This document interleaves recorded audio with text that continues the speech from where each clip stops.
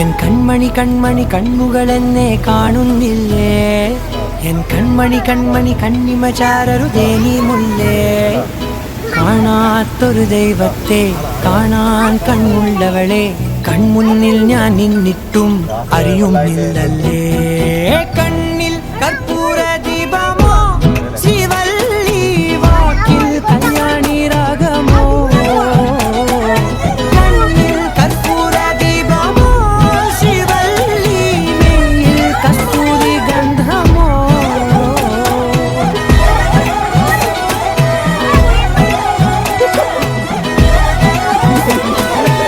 N കൺമണി കൺമണി കണ്ണുകളെന്നെ കാണുന്നില്ലേ? N കൺമണി കൺമണി കണ്ണിമ ചാരരുതേ നീ മുല്ലേ. കാണാത്തൊരു ദൈവത്തെ കാണാൻ കണ്ണുള്ളവളെ, കൺമുന്നിൽ ഞാൻ നിന്നിട്ടും അറിയുന്നില്ലല്ലേ. കണ്ണിൽ കർപ്പൂര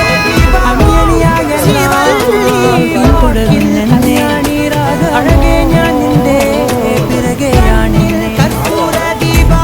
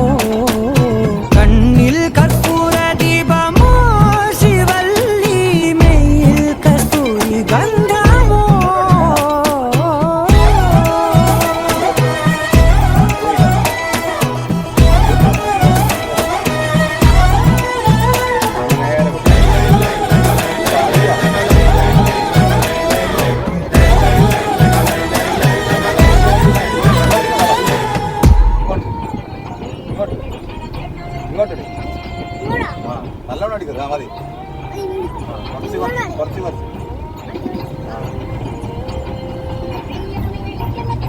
കുറച്ചിങ്ങോട്ട് കുറച്ചിങ്ങോട്ട് അതിന് കുറച്ചിങ്ങോട്ട് അങ്ങനെ അടിച്ചുകൂടില്ല. അങ്ങനെ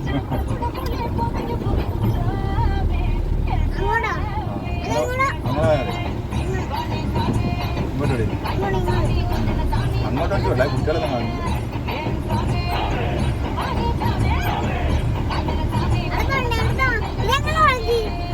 ലണ്ടുകളൊന്നും വലിയ 4 കിലോമീറ്റർ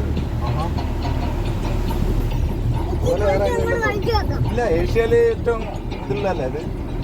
ഏഷ്യയിലേക്ക് ഏത് ബീച്ചായത്? ഇത് ധർമ്മടം. ധർമ്മടം ബീച്ച്, തലശ്ശേരി ധർമ്മടം. ഇവിടുന്ന് മറ്റേ പാരച്ചൂട്ടിൽ പറത്തുന്ന പരിപാടിയിലുണ്ടാവും.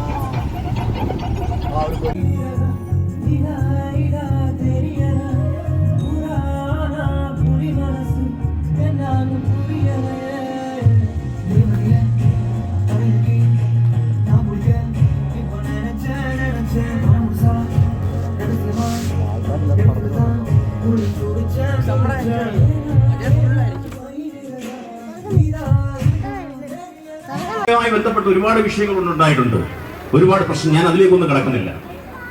ഇന്നും ശാസ്താംകോട്ട ക്ഷേത്രം വിവാദത്തിന്റെ മുന്നിൽ നിർത്തിക്കൊണ്ട് പോകുന്നതിനോട് എനിക്കൊട്ടും താല്പര്യം.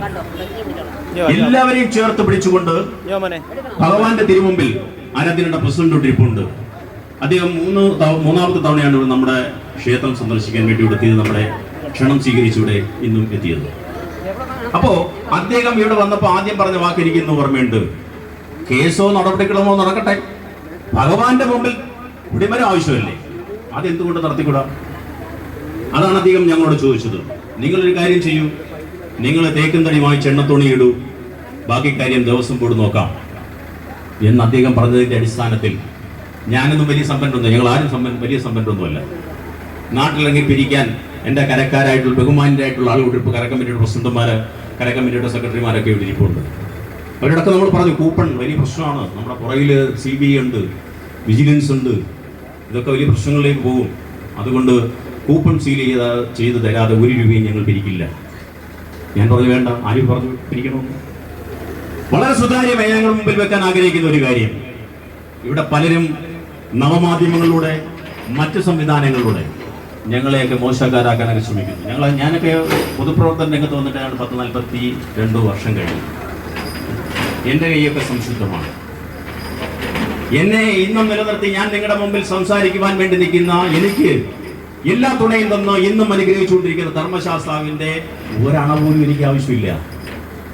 ഞാൻ നിങ്ങളുടെ മുമ്പിൽ വെക്കാൻ ആഗ്രഹിക്കുന്നത് നമ്മളെ തേജോവധം ചെയ്യുകയാണ്. എന്തിനു വേണ്ടിയിട്ടാണ്? ശാസ്താവിടെ ധർമ്മ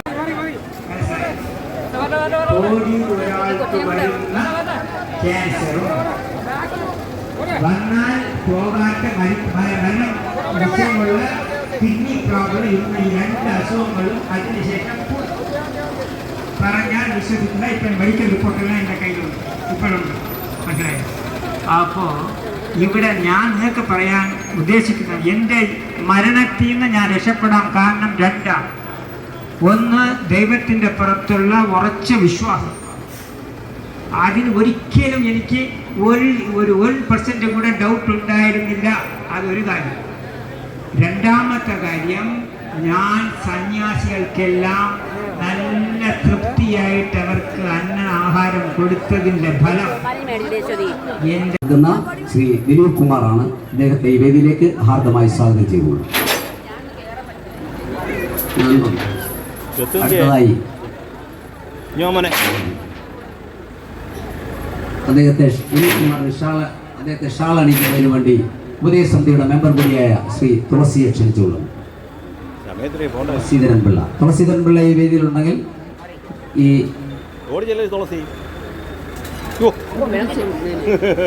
തുളസീധരൻ പിള്ള എത്തിയിട്ടില്ല. അതുകൊണ്ട് ഷാൾ അണിക്കുന്നതിന് വേണ്ടി ഉപദേശസമിതിയുടെ വൈസ് പ്രസിഡന്റ് കൂടിയായ ശ്രീ രാകേഷിനെ ക്ഷണിച്ചുകൊള്ളും.